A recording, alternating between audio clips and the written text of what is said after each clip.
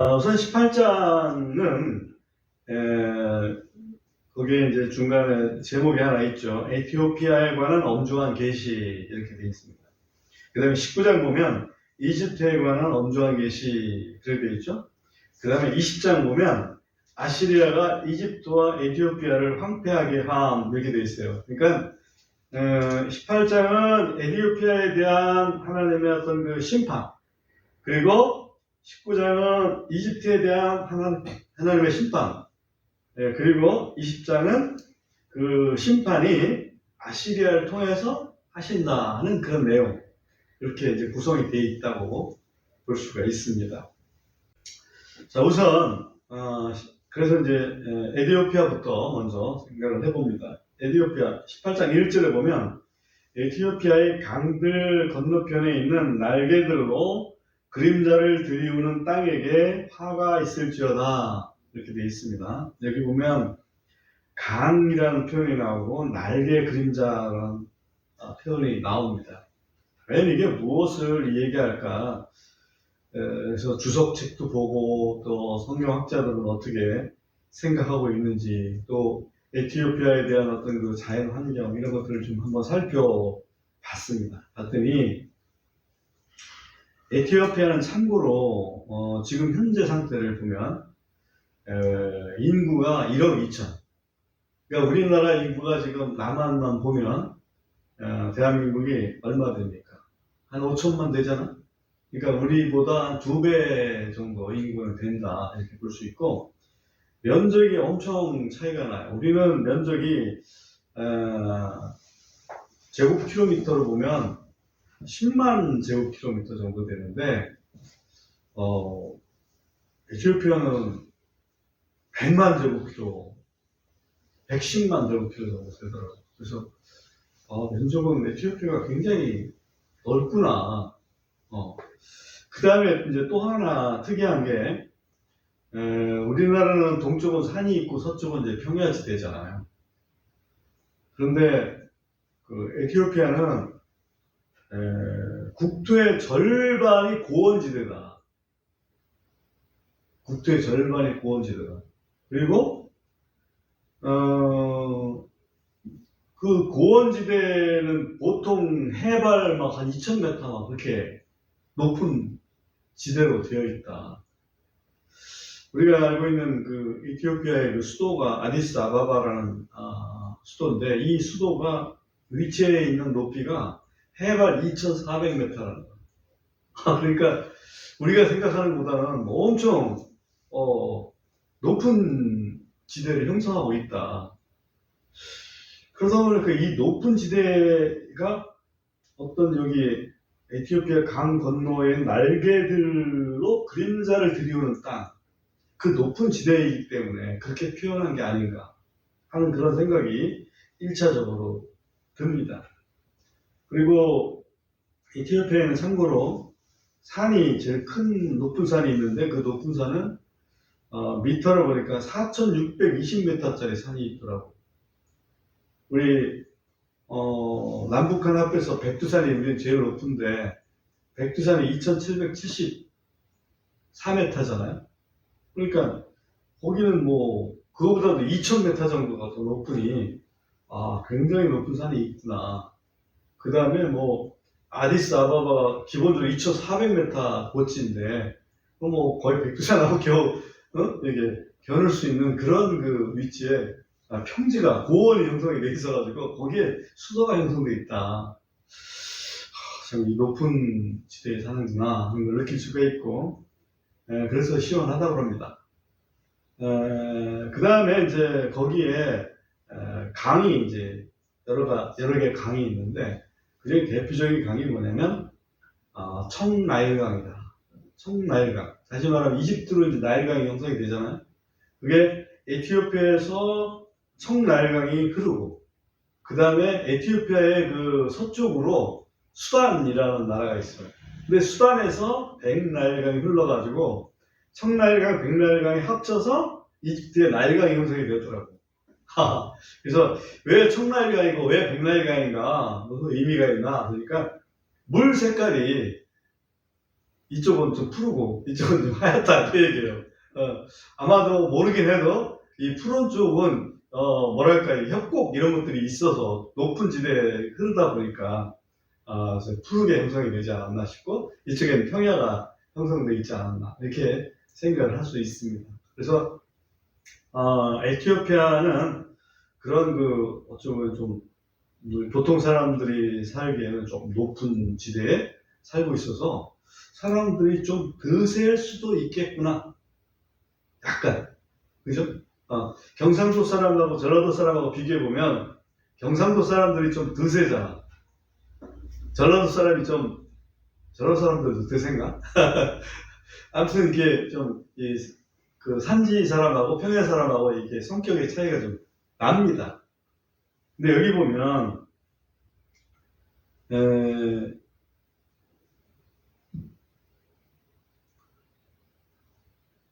2절 한번 보겠습니다. 2절 보면 골풀로 만든 배를 물 위에 띄우고 바다를 따라 대사들을 보내며 이르기를 너희 민첩한 전령들아 흩어지고 벗겨진 민족 곧 그들의 처음부터 지금까지 무서운 백성에게로 가되 측량되고 짓밟힌 민족 곧 강들이 그들의 땅을 망쳐놓은 민족에게로 가라 합니다. 이 부분 무서운 백성이라고 하는 표현이 나옵니다.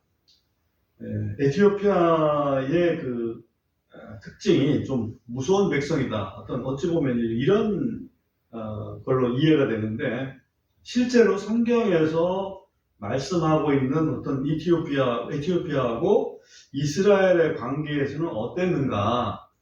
그 부분을 조금만 이런 군사 강국이라는 관점에서 관련되어 있는 두 구절을 한번 찾아보겠습니다. 열왕기하 19장 9절을 봅니다. 열왕기하 19장 9절을 보면 8절 9절 두 구절을 한번 보겠습니다. 열왕기하 19장 8절 9절 이에 랍사게가 돌아가다가 림나를 대적하여 전쟁 중에 있는 아시리아 왕을 만나니 이때 아시리아 왕은 사네립입니다. 이는 아시리아 왕이 라기스에서 떠났다는 것을 그가 들었기 때문이더라. 라기스는 지금 뭡니까 이스라엘, 유다, 예루살렘을 대적하려고 했던 그런 장소입니다. 9절에 보면 그가 에티오피아 왕 디르하가에 관한 말을 들으니 보라 그가 너와 싸우려고 나왔다 하므로 그가 다시 히스기야에게 전령들을 보내며 이르되 라고 되어 있습니다. 다시 말하면 에티오피아 옛날에는 이디오피아라고 제가 항상 생각을 해서 에티오피아 왕 디르하가라는 이 왕이 사네립하고 싸우려고 왔다 이거지. 그래서 사네립이 지금 예루살렘 포위를 어찌 보면 풀고 그리고 이제는 가겠다 하면서 히스기야한테 야 내가 너희들 이렇게 너희들이 무서워서 이렇게 가는 거라든지 그런 게 전혀 아니다라는 얘기를 좀 해주려고 하는 그런 장면이 나옵니다.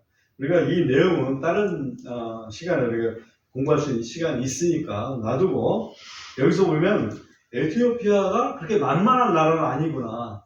사네립을 와서 싸우겠다. 사네립과 한번 싸우겠다. 라고 했던 나라가 에티오피아구나. 이렇게 우선 알 수가 있고요. 그 다음에 더 확실한 건 역대하 14장입니다. 역대하 14장. 14장, 여기도 8절, 9절, 두 구절 한번 보겠는데요.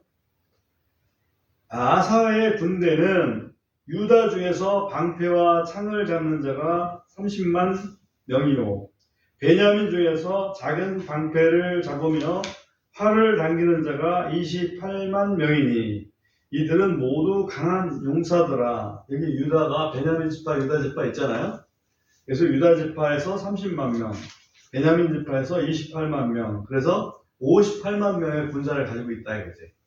그런데 9절에 보면 에티오피아 사람 세라가 그들을 치려고, 다시 말하면 유다를 치려고 100만 명의 군대와 병거 300대를 거느리고 나와서 마레사에 이르렀더라. 그러니까 에티오피아 군사는 전부 데려오진 않았겠지만 100만 군사를 데리고 왔어요. 유다를 치려고. 그 당시 유다는 전군 합해도 58만 밖에 안 되는데, 그러니까 에티오피아가 어떤 군사 강국이라는 사실은 여기서 충분히 알 수가 있습니다. 이때 재미난 거는 그때 당시에 다스리던 왕이, 유다 왕이 아사인데, 이 아사가 11절에 보면 하나님께 기도합니다. 주여, 많은 사람들로 돕든지 능력이 없는 자들로 돕든지 주께는 그것이 아무것도 아니니이다. 100만 대군이 왔지만 아닙니다. 아무것도 아니다. 오 주 우리 하나님이여, 우리를 도우소서. 이는 우리가 주를 의지하며 주의 이름으로 이 무리를 치러 나가기 때문입니다. 오 주여, 주는 우리 하나님이시오니 사람이 주를 이기지 못하게 하옵소서 하더라. 그래서 아사가 큰 전과를 올리고 그 에티오피아 100만 대군을 무찌르게 됩니다. 그러니까 우리가 잠깐 본 거는 에티오피아가 군사 강국이었구나. 6.25 때 우리나라에 와서 참전했잖아요. 에티오피아가. 그만큼 군사 강국이다 하는 것을 알 수 있고, 그 군사를 표현하는 것이 여기 1절의 날개들일 수도 있겠구나. 그러니까 1절에 있는 날개들은 에티오피아 자체가 좀 높은 지역이다 하는 것을 볼 수도 있지만, 또 군사 강국이다 하는 것을 볼 수 있어요. 근데 그 군사 강국이지만 거기에 화가 있을지어다, 그렇게 말씀하시는 거지. 하나님한테 까불면 안 된다. 3절에 보면 왜 까불면 안 되느냐. 너희 세상의 모든 거주민들과 땅 위의 거주민들아, 그분께서 산 위에 길을 세우시거든 너희는 볼지어다. 또 그분께서 나팔을 부시거든 너희는 들을지어다. 여기 길을 세우시고 나팔을 부시면서 세상에 있는 사람들, 군인들을 이렇게 불러 모아가지고 에티오피아를 한번 혼내주시겠다는 그런 의미입니다.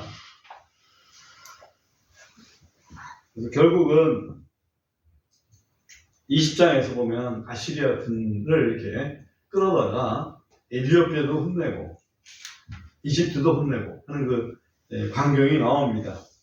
좀 이따 한번 살펴보기로 하면, 그런 심판이 있음에도 불구하고 7절에 보면, 18장 7절 한번 보세요. 보면 그때라고 하는 단어가 나오죠. 우리의 제목입니다. 그때. 그 얘기는 그때나 그날에나 이제 하시는 것이 같은 의미라고 좀 봐서 제목과 같다고 얘기했는데요. 그때 흩어지고 벗겨진 백성, 곧 그들이 생기기 시작한 때부터 지금까지 무서운 백성이, 이건 그 에티오피아 백성을 얘기합니다. 무서운 백성이 주께 여호와께 예물을 가져오되 측량되고 짓밟힌 민족, 곧 강들이 그들의 땅을 망쳐놓은 민족이 만군의 주의 이름을 주신 곳인 시온산으로 가져오리라. 예물을 마지막 때에는 에티오피아 사람들도 그 예물을 가지고 예루살렘으로 향하겠다 하는 그런 그 예언의 메시지가 여기에 있습니다. 그 다음에 19장으로 넘어가면 이집트에 대한 이야기입니다. 이집트에 대한 엄중한 계시라. 보라, 주께서 빠른 구름을 타고 이집트에 임하시리니 이집트의 우상들이 그분의 임재 앞에서 떨며 이집트의 마음이 그것의 한가운데서 녹으리로다. 이집트의 심판이 다가온 모습을 여기서 보여주고 있고요. 심판은 방법이 뭐냐면 두 가지 방법이 있는데, 하나는 2절입니다. 내가 이집트 사람들을 세워 이집트 사람들을 대적하게 하리니 그들 모두가 자기 형제와 싸우며 이웃과 싸울 것이요 도시와 도시가 대적하고 왕국과 왕국이 대적하여 싸우리라. 이게 무슨 얘기냐면 이집트에 내분이 있겠다 하는 얘기입니다. 이집트에 내분이 있고, 그 다음에 3절에 보면 이때 영이 그것의 한가운데서 쇠진할 것이요 내가 그것의 계략을 멸하리니 그들이 우상들과 마법사들과 불인 영들을 지닌 자들과 마술사들에게 찾아 구하리라. 또 내가 이집트 사람들을 잔인한 군주의 손에 넘겨주리니 포악한 왕이 그들을 다스리리라. 주 곧 만군의 주가 말하노라. 그러니까 이집트를 네 분이 일어나게 하고 또 하나는 잔인한 군주의 손에 다스림을 받게 하겠다. 이런 것이 심판의 어떤 모습으로 보여줍니다. 그래서 역사를 한번 쭉 살펴보니까 어떤 때 어떤 일이 있었냐면 우리가 이제 성경에서 보면 이사야서는 거의 히스기야 왕 때 대충 그 전후에서 쓰여진 거라고 보면 됩니다. 근데 이 히스기야 왕 이후에 뭐 그럴듯한 왕이 하나 등장을 하는데 그 등장한 왕은 요시야 왕입니다. 근데 그 요시야 왕이 잘하다가 무깃도 싸움에 가서 전사를 합니다. 무깃도 싸움은 어떤 싸움이냐면 이집트에서 바로 느고가 우리가 저 북쪽으로 와서 아시리아 싸울 거야. 그러니까 너를 길만 빌려줘. 그랬더니 요시아가 뭐 우리 땅을 마음대로 지나간다고? 안 돼. 하다가 전사했습니다. 그 바로 느고의 그 바로 느고의 아버지가 역사적으로 보니까 어렵더라고. 푸사메티코스라고 하는 그런 그 왕이에요. 푸사메티코스라고 하는 왕인데 이 왕이 되기 전에 어떤 현상이 있었냐면 아까 얘기했지만 네 분이 있었다고. 네 분이 있었던 이유 중에 하나가 그 선대의 다른 왕조의 왕이 왕자가 없이 죽어버린 거예요. 그러니까 거기에 있던 대신들이 그 12대신들이 난립을 해. 내가 다스릴 거야. 내가 다스릴 거야. 서로 막 자기 영역을 다툼을 하고 그런 일이 벌어집니다. 근데 그런 일이 벌어지는 것 중에서 이 푸사메티코스가 힘을 발휘해가지고 그걸 평정을 합니다. 평정을 하고 새로운 왕조를 세우는 거지. 그 사람이 아주 성경 학자들에 의하면 여기 보면 좀 잔인한 군주, 포악한 왕, 이것이 바로 그 사람 아니냐라고 이렇게 많이 해석을 하고 있습니다. 이 정확한 거는 그렇게 이제 성경 학자들이 해석을 하는 거지, 성령께서 가르쳐 주시지 않으면 좀 정확한 해석은 어렵습니다. 저는 이거 좀 잘 모르겠어요. 다만 이런 이집트의 역사상으로 보면 이런 네 분과 그런 그 합정이 있었다. 그런 상태에서 또 하나님께서 또 아시리아 군을 이용해 가지고 그 에티오피아와 에집트를 굉장히 힘들게 만드신 일이 20장에서 나온다. 이렇게 보면 좋을 것 같아요.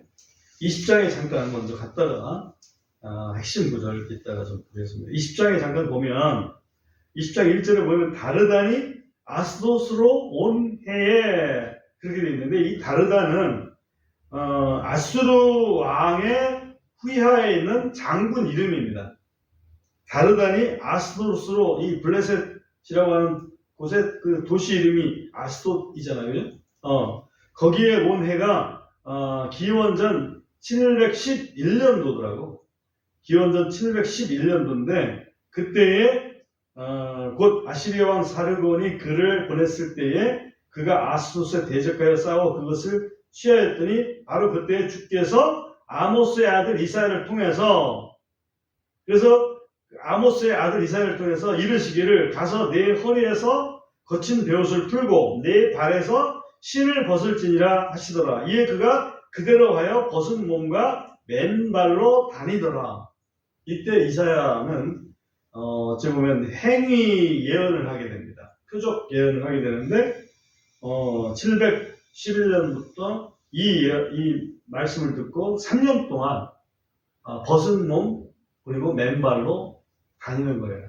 그러면서 얘기를 해주는 거지. 뭐라고 얘기해 주냐면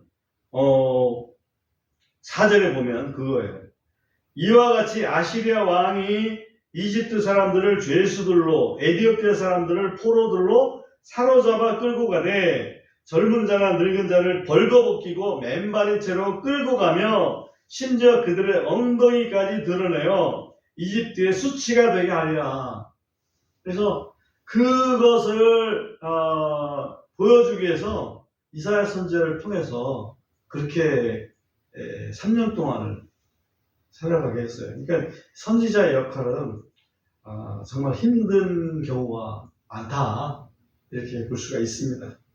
왜? 하나님의 메시지를 그대로 순종해야 되니까, 그대로 전해야 되니까. 그렇죠? 얼마나 창피하겠어요. 벌거벗고 또 맨발로 3년 동안 사람들 앞에 다녀야 되니까.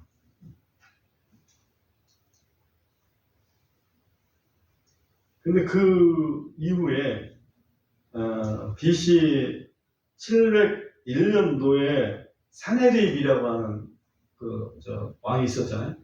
사네립의 궁중실록 정도 되는 그 연보에 보니까 이런 701년도에 이런 일이 있었다라고 사네립이 자기가 이렇게 기술해 놓은 게 있어요. 거기 보면 이집트의 왕들, 그 다음에 궁수들, 그 다음에 병거들, 그 다음에 기병대, 또 수많은 병사들이 우리와 싸우려고 몰려왔다. 그래서 나는 그들과 싸워서 이겼다. 그러니까 사내립에 의해서 어찌 보면 이집트가 이게 패한 그런 장면을 여기서 기술하고 있습니다. 그러니까 이 예언하고 나서 불과 얼마 안 돼서 이런 일이 있었고, 또 한 번은 BC 671년도에 에살핫돈이라고 하는 왕이 또 이집트를 공격해가지고 이집트를 아주 패퇴시킵니다. 근데 이집트가 이렇게 만만한 데는 아닌 것 같아요. 역사를 보니까 패퇴시키고 나서 또 2년 후에 이집트가 또 반란을 일으켰습니다. 그러니까 다시 공격하다가 그때 또 그 사람 에살핫돈은 전사하고 말아요. 그러니까 이게 완벽하게 이루어졌는지는 성경학자들도 자신 있게 얘기를 못합니다. 다만 그런 어려운 일이 분명히 있을 것을 말씀을 했고 예고를 했고 시범으로 보여줬고 아마 그걸 보면서 조금은 이집트나 에티오피아가 뭔가 좀 회개하는 마음이 있었지 않았을까 하는 그런 생각도 들어요. 오늘의 그 핵심 쪽으로 가서 19장으로 가서 23절, 24절, 25절 한번 보겠습니다.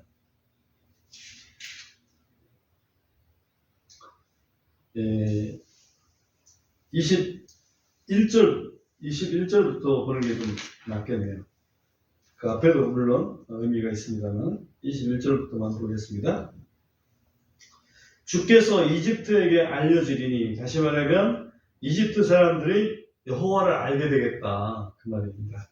그날에 이집트 사람들이 주를 알겠고 희생물과 보온물을 드리겠으며 참으로 그들이 주께 서원하고 그것을 이행하리로다. 이 정도면 이집트가 완전히 이스라엘이 된 거나 마찬가지죠. 22절 주께서 이집트를 치시겠고 그분께서 그것을 치시고는 고쳐주시리니. 그러니까 이집트를 심판하시지만 그 이후에 그 이집트를 고쳐주시겠다. 그들이 주께로 돌아오겠고 그분께서 그들의 간구를 들으시고 그들을 고쳐주시리라. 그날에 이집트에서 아시리아로 통하는 대로가 있어. 아시리아 사람은 이집트로 갈 것이고 이집트 사람은 아시리아로 갈 것이며 이집트 사람들이 아시리아 사람들과 함께 섬기리라. 함께 누구를 섬기겠어요? 하나님을 섬기겠다. 그러니까 그 전에는 아시리아가 이집트를 완전히 공격해서 초토화시킨 그런 그 원수지간이잖아. 그런데 이제는 화평하게 된다 하는 일을 여기서 보여주고 있습니다. 24절에 보면 그날에 이스라엘이 이집트와 아시리아와 함께하는 세 번째 나라가 되어 심지어 그 땅의 한가운데서 복이 되리라. 그렇지. 이스라엘은 딱 가운데 있잖아요. 아시리아는 저쪽 쪽에 있고 이집트는 남쪽에 있고, 그리고 서로 원수지가 있는데 그 화평하게 됐고, 또 거기에서 그 이스라엘은 아주 그 복의 어찌 보면 근원이 된다. 25절 만군의 주께서 복을 주시며 이르시기를 내 백성 이집트. 이집트는 내 백성이라고 하셨어요. 그 다음에 내 손의 작품, 내 작품 아시리아. 그 다음에 내 상속 자손이라는 얘기겠죠. 내 상속 자손 이스라엘 복이 있을지어다 라고 이렇게 아주 그냥 큰 복을 내려 주십니다. 이걸로 봐서는 하나님께서는 심판하시지만 실상은 그 심판의 목적이 아니고 그 심판을 통해서 이 모든 민족들이 하나님을 알고 하나님 앞에 돌이키기를 원하고 그래서 그들을 구원하기를 원하시는 그런 어찌 보면 절대적인 은혜, 우리 생각을 초월하는 그런 초월하는 은혜, 한량없는 은혜, 이런 생각이 들어요. 하나님은 정말 그날에 이것은 은혜의 결실을 맺는 날이 그날이